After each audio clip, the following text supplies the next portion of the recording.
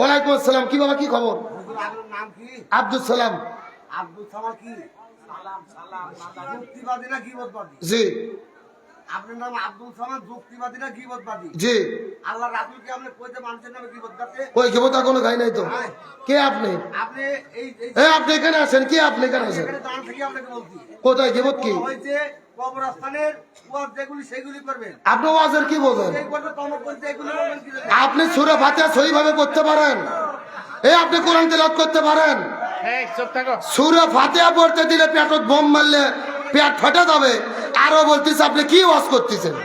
কে রে, কোরআন হাদিস ছাড়া আমি কোনো কথা বলেছি? আপনি গীবতের কি বোঝেন? হাদিস ছাড়া কথা বলেন? হাদিস ছাড়া একটাও বলি নাই। হাদিস ছাড়া কি বলেছি?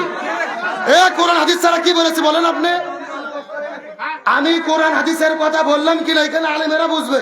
এই যে আলেমেরা বসে আছে মঞ্চে, আপনি মূর্খ মানুষ, কোরআন পড়তে পারেন না, আপনি বলতেছেন কোরআন হাদিসের কথা হচ্ছে না। ও কোথা থেকে আসলো? না না, মনে হচ্ছে স্বৈরাচারের দোসর। কথা কর না গা, মানে হক কথা সহ্য হচ্ছে না, কলজেত লাগতেছে। আচ্ছা, আমি এখন পর্যন্ত যেই কথা বলছি কারো বিরুদ্ধে বলেছি? হ্যাঁ, আমি বলেছি, ভারতের বিরুদ্ধে বলেছি। তার কারণ ভারতের শুভেন্দু অধিকারী বলেছে আমার দেশকে 5 মিনিটে তারা দখল করবে। বাংলাদেশের সঙ্গে যুদ্ধ ভারতের কাছে তো কয়েকদিনের ব্যাপার নয়, কয়েক মিনিটেই ফয়সলা হয়ে যাবে। তা আমরা বড় ভাই হিসেবে চিমটি কাটছে, আঁচড় কাটছে, সহ্য করছি। এটা ইউনূসের উস্কানি। উনি যুদ্ধ লাগাতে চান, কারণ উনি ইতিমধ্যে জনসমর্থন খুইয়েছেন, ভ্যাট চাপিয়েছেন, প্রত্যেক দিন মানুষ খুন হচ্ছে, বর্বরচিত ঘটনা হচ্ছে। আজকেও একটা পুলিশ মহিলা কর্মীর ঝুলন্ত লাশ থানার মধ্যে পাওয়া গেছে। এর বিরুদ্ধে আমাকে কথা বলতে হবে না। আর স্বৈরাচার হাসিনা গত 16 বছরে আলেমদেরকে জেলেবন্দি করেনি? এই ইসলামের বিরুদ্ধে কাজ করেনি? স্বৈরাচার হাসিনার বিরুদ্ধে কথা বললে আপনার জ্বলনে ওঠে কেন? আবার ফতোয়া দিচ্ছে গীবত করে। হুজুর, আপনি আব্দুল সালাম যুক্তিবাদী, গীবত করেন কেন? ওই পাগল জানে না গীবত হলো 2 প্রকার। জোরে কোন কয় প্রকার? আগে ফতোয়া শুনেন, ওয়াজ পরে হবে। গীবত হলো 2 প্রকার। এক গীবত হলো হারাম, আর এক গীবত হলো জায়েজ, কোন কোন ক্ষেত্রে ফরজ। এখন বলবেন হুজুর এটা কি ফতোয়া দিলেন? গীবত করা জায়েজ মানে আসেন কোরআন থেকে দলিল দি। আল্লাহর কোরআন বলেছেন তাব্বাত ইয়াদা আবি লাহাবিউ ওয়া তাব। আল্লাহ বলছে আবু লাহাবের হাতও ধ্বংস, পাও ধ্বংস। কে আবু লাহাবের গীবত আল্লাহ করেনি? কোরআনের মধ্যে আল্লাহ আবু জেহেলের কথা বলেনি? ফিরআউনের কথা বলেনি? নমরুদের কথা বলেনি? এখন আপনার নেত্রীর চরিত্র যদি আবু জেহেল, নমরুদ, ফিরআউন এদের সাথে মিলে যায়, আমি কি বাদ দেব? তার মানে বোঝা গেল গীবত সাধারণ ভাবে করা হারাম, কিন্তু যাদের চরিত্র আবু জেহেল, নমরুদ, ফিরআউন এদের সাথে মিলে যাবে, এদের বিরুদ্ধে কথা বলা ফরজ। জোরে কোন এদের বিরুদ্ধে কথা বলা কি? কোরআন পড়তে পারেন না, কোরআন হাদিসের কোনো জ্ঞান নাই, আপনি এসে ফতোয়া দিচ্ছেন গীবত হচ্ছে এখানে? কোথা থেকে আসে এগুলো? এই বাংলাদেশে আমরা দেখেছি গত 16 বছরে ওয়াজ করতে গেছি, মাইক পর্যন্ত ওই নেতা খাতাটা কাটকারে নিয়েছে, বক্তাদেরকে কোরআনের কথা বলতে দেয়নি। এখন যদি কোরআনের মাহফিলে বাধা দেয়, পিঠের চামড়া থাকবে না। কোরআনের মাহফিলে আর কোন বাধাকে সহ্য করা হবে? এই যে বিএনপির নেতা বসে আছে না, এখানে সব দলের লোক আছে না নাই? আমি কি কোরআন হাদিসের বাইরে কথা বলেছি? আপনার চুলকানি শুরু হলো কেন? মনে হচ্ছে এগুলো হয় ভারতের দালাল, না হলে স্বৈরাচারের দালাল। আর এদের অন্তরে যত জ্বালা উঠুক, আজকে কোরআনের হক কথা চলবে। জোরে বলেন আলোচনা চলছে, চলছে। কোন বাতিলে রক্তচক্ষুকে ভয় করা হবে না। তাহলে চিৎকার করে বলেন, ওই যে পাইপ দিয়ে পানি বের হচ্ছে, ভালো না গন্ধ? আর একটু জোরে বলেন। এখন নাটোর জেলার হুজুরদেরকে ডাক দিয়ে বলছে তোমরা ফু দিয়ে পানি পরিষ্কার করো, পানি পরিষ্কার হবে? জোরে বলেন হবে? আচ্ছা, নাটোর জেলার হুজুর তো দূরের কথা, কাবা শরীফের ইমামও যদি এসে পানি ফু দেয়, পানি পরিষ্কার হবে? আচ্ছা বলেন তো, পানি পরিষ্কার করতে গেলে কি পরিষ্কার করা লাগবে? আরো জোরে বলেন। ওই ঢাকা শহরের ট্যাঙ্কি পরিষ্কার করা লাগবে। এটা কি বুঝতে পেরেছেন? এইবার আসল ওয়াজ শোনেন, আসল ওয়াজ।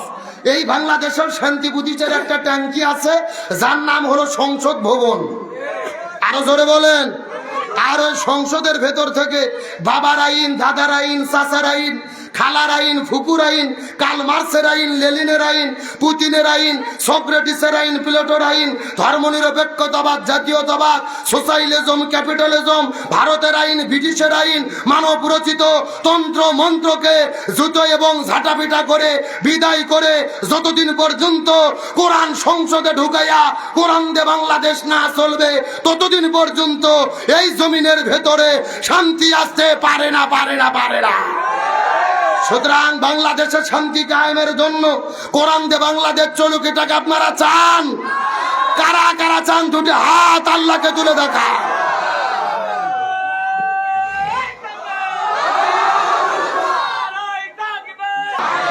একেবারে সোজা কথা, জমিন যার, আইন চলবে তার। আল্লাহর জমিন, আল্লাহর আইন কায়েম করা ছাড়া এই জমিনে কখনো শান্তি আসতে পারে? এ জোরে বলেন, পারে? এখন আসেন মূল কথার দিকে। আল্লাহ তাআলা আমাদেরকে সৃষ্টি করেছেন, আল্লাহর একটা উদ্দেশ্য আছে না নাই? আল্লাহ বলছেন, ওমা খলাকতুল জিন্না ওয়াল ইনসা ইল্লা লিয়াবুদুন, আমি মানুষ এবং জিনকে সৃষ্টি করেছি আমার ইবাদত করার জন্য। চিৎকার করে বলেন সুবহানাল্লাহ। এখন আজকের আলোচনার মেইন টপিক হলো আল্লাহর কাছে সবচেয়ে প্রিয় ইবাদত কোনটি, আল্লাহর কাছে সবচেয়ে প্রিয় আমল কোনটি জানার দরকার আছে না নাই? নাটোর জেলার মানুষের ধারণা নামাজ পড়ার নাম ইবাদত, হজ করার নাম ইবাদত, যাকাত দেওয়ার নাম ইবাদত। গভীর মনোযোগ, নামাজ, রোজা, হজ, যাকাত অবশ্যই ইবাদত, কিন্তু আল্লাহর কাছে সবচাইতে প্রিয় ইবাদত হলো এই জমিনের ভেতরে কোরআন বিজয়ের আন্দোলন করা, ইকামতে দ্বীনের কাজ করা, কোরআন প্রতিষ্ঠার জন্য আন্দোলন করা। এখন আপনাদের মনের মধ্যে প্রশ্ন জাগতে পারে, হুজুর সারা জীবন আমরা শুনলাম নামাজ, রোজা, হজ, যাকাত এগুলো হলো আসল ইবাদত, আর আপনি বলতেছেন কোরআন প্রতিষ্ঠার আন্দোলন এটাই হলো আল্লাহর কাছে সবচাইতে প্রিয়, এর পেছনে কারণ কি? গভীর মনোযোগ, চিৎকার করে বলেন তো, এই বাংলাদেশে তাবলিগ নামে একটা দল আছে না নাই? মসজিদে মসজিদে যাই, মানুষের গায়ে গায়ে হাত দেয়, বলে ভাই নামাজ পড়েন, বহুত ফায়দা, বহুত নেকি। আচ্ছা বলেন তো, এই তাবলিগের কি কোনো বিপদ বাংলাদেশে আছে? আরো জোরে বলেন, আছে? আচ্ছা বলেন তো, বাংলাদেশে জিকির পার্টি আছে না নাই? কথা কয় না বাঙালি রে? আরে ভাই, বাংলাদেশে যত জিকির চলে, এত জিকির পৃথিবীর কোনো দেশত চলে না। যেই রকম পীর ওই রকম তরিকা, ওই রকম জিকির আছে না নাই?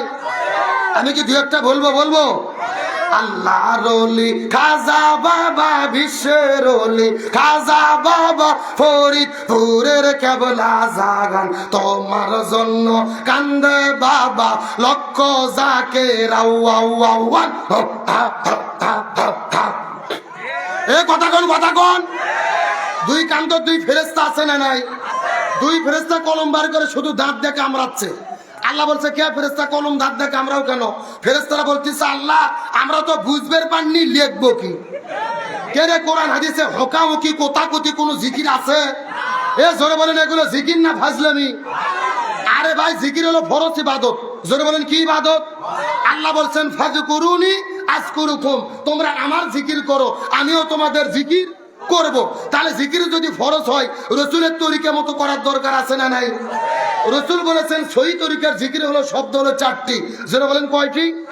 সুবহানাল্লাহ, আলহামদুলিল্লাহ, লা ইলাহা ইল্লাল্লাহ, আল্লাহু আকবার। এই 4টা শব্দ ছাড়া সহি কোনো জিকির। আর বাংলাদেশে তো জিকির চলে বসেন বইসে যান। এ কথা কর না কে? গত 3 দিন আগে দেখলাম একটা মাহফিলে কিছু শ্রোতা বাস ধরে নাচতে নাচতে উপরে উঠে বাদুরের মতো ঝুলতিছে আর জিকির করতেছে। চিৎকার করে বলেন, এগুলো কি জিকির না ফাজলামি?